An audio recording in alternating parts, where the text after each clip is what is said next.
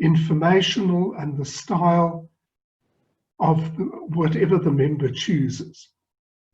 The speech should not be a report on the contents of understanding your communication style project.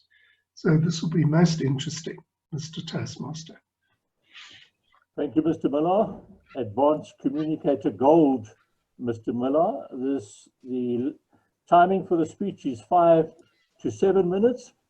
Our speaker speaking to the title, My Communication Style, is Reyn. Vlietstra. Thank you, Mr. Toastmaster.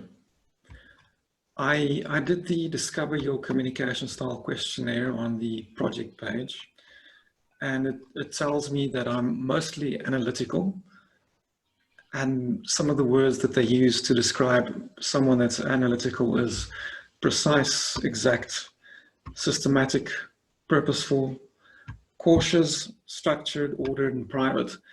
But the one that really caught my attention was not easily expresses emotions. And these all work for my professional career, software development, where cold, hard facts are all that really matter. And I feel lucky to be in a field where things either work or they don't. Most communication is a lot easier because of it. It's not working as it should, and then, okay, I'm having a look, as most of my conversations. I work with people that are mostly analytical, so we don't really clash. Spending almost every waking hour behind a computer is obviously not doing wonders for my other communication styles. I simply don't get to practice the others. So when I sit and I program the computer and there's an issue, 99% of the time it's my fault. But when I talk to a human, the reason we don't understand each other is because it is their fault. As a father of a 5-year-old, I have to really practice being patient while teaching her math, for example. There I need to be direct and instructional, but also supportive. She's now realized that if she cries, she can get out of most things. So I found myself closing my eyes and communicating to her that we can continue when she stops crying, which takes a lot of patience. So interestingly, there are many different ways to talk about communication styles. And another classification is as follows. They talk about assertive, you're assertive, aggressive, passive aggressive, manipulative, or submissive. And in those categories, I can be assertive at work. So I know that what I propose will work, I'm assertive about it. Or even submissive when a call is finally made on something I don't agree with. So, okay, I give up, I concede your idea is better than mine, or was the accepted one. I find myself being passive aggressive at times, which isn't great for relationships, and even aggressive sometimes if provoked.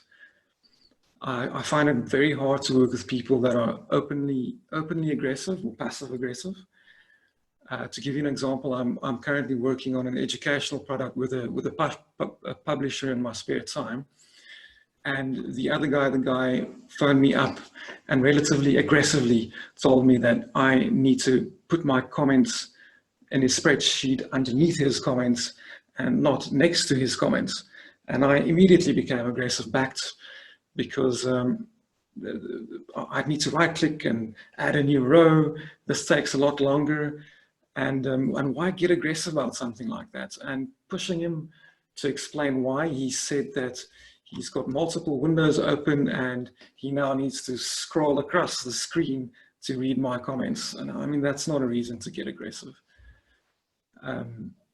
So I know this guy well enough that I should stay calm when he gets excited, because I almost rage quit a couple of times. But I find the work interesting, and when I'm able to, I choose to rather be supportive and direct towards him. So learning to communicate better is probably why most of us are here. Some of you are here to brag about your capability, which I truly enjoy. I found this project interesting, and I'm looking forward to the next one that has to do with body language. And seeing as my communication style says that I lack expressing emotion, which I completely agree with, I'm going to take this opportunity to practice it. I'm going to close by reciting a poem me and my daughter have been practicing for her first poetry festival. So talking to her drama teacher, he kept telling her to put more emotion into some of these things. So this is Snowball by Shel Silverstein. I made myself a snowball as perfect as can be. I thought I'd keep it as a pet and let it sleep with me. I made him some pajamas and a pillow for its head. Then last night he ran away, but first he wet the bed. Thank you, Mr. Toastmaster.